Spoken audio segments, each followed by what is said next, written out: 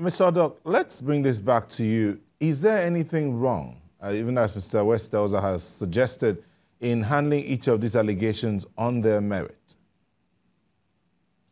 We appreciate that the allegations should be handled on their merit. But if Nigerians want to move the campaign to testing integrity, every candidate should be brought to book and given the same level of expectation, so that we test also the integrity of Atiku, we test the integrity of Buhari, we test the integrity of every presidential candidate, and make record. I tell you, some persons will go to prisons.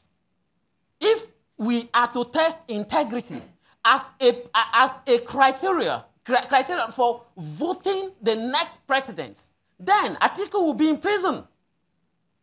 But the question we are okay. We have lots of there are lots of allegations against PDP and their members. My problem with Nigerians is their attitude when issues of investigations is brought forth. You see hired media, we see hired persons. I'm not talking of the conventional media. I'm talking about especially the social media. You see them raising issues of witch hunting and all those stuff. Now, if Nigerians really want to be serious and are interested in in producing a president that would be a man of integrity, then we have to bring all the presidential candidates. Mr. Odok, let me come in and ask you this then. Because, I'm sure you know that the PDP flag bearer was in APC at the time. So if they had all these records against him, why didn't they use it, or why didn't they charge him all this while? Thank you very much. I've been longing to answer that question. Go ahead. Nigerians have asked that question severally. This is a situation. The situation is this. Why have they not tried it now? Do we know about why Atiku fell out with APC? It's because of his business in Intel. We know about this. Besides that, secondly, over and above all, Atiku Abubakar left the APC, and most of the issues we are complaining about happened when he was the vice president. And Obasanjo told us at that point that for political reasons, he could not probe his this thing. Besides that, we have had other persons that have been this thing. We know the system. Some Nigerians criticize Buhari that he's Baba go slow. Yes, he is Baba go slow. Why is he Baba go slow? The judiciary is compromised. Prosecution is very slow. I need to get investigating agents are compromised. Dr. Odok, just a minute.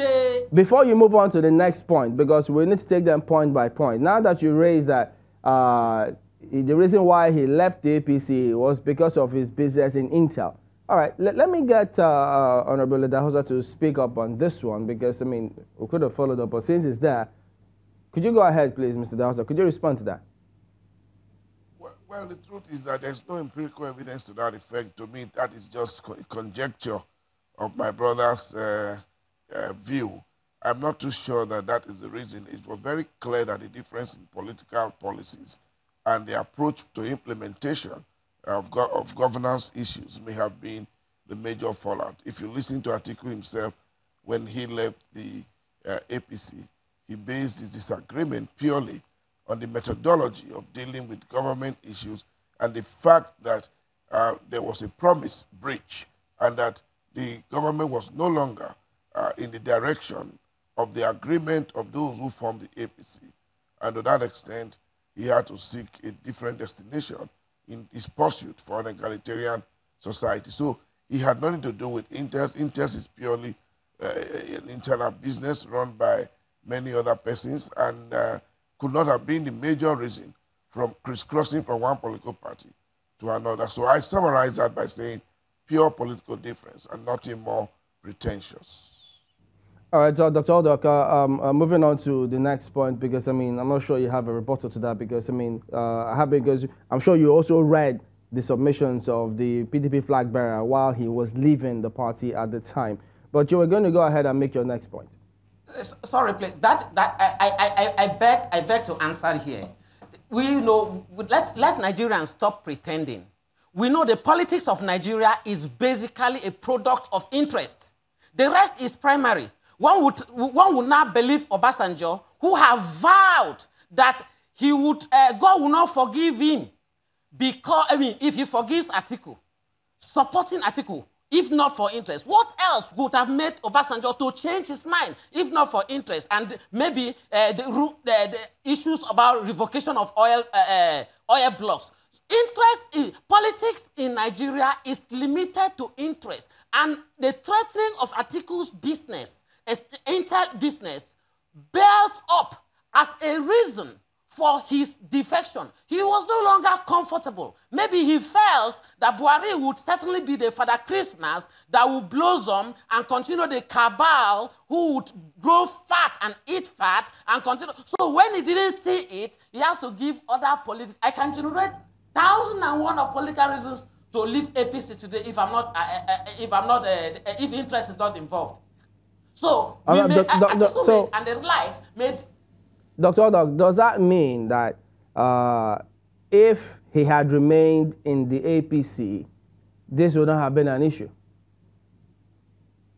It surely would have been the issue of whether or not it will be an issue cannot be said here by me because I can't predict events. I can't tell you what will happen tomorrow. I'm not asking... I can't tell you the government policies tomorrow. So, Dr. Odok, you're a former lecturer at University of Calabar, so you know a lot about some books. But you know, the thing about this is history. He's been in the APC all the while. So whilst he was there, were allegations leveled against him? Was he charged to court? What happened whilst he was there? Or did this thing just happen today after he left? How long was Atiku in office? Is that the issue? How long with the number of persons, corrupt Nigerians we have today, how do you think the president, with the nature of our judiciary, with our legislators turning themselves into other things, and other things outside of making good laws to help the government, with a compromise of the security agency and the likes, how well do you think that a magician can probe every corrupt Nigeria in a single time? Nigerians are expecting too much. Buhari is just one person.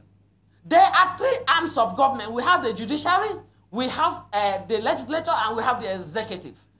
Even in the executive, there are issues. Buhari is just a president.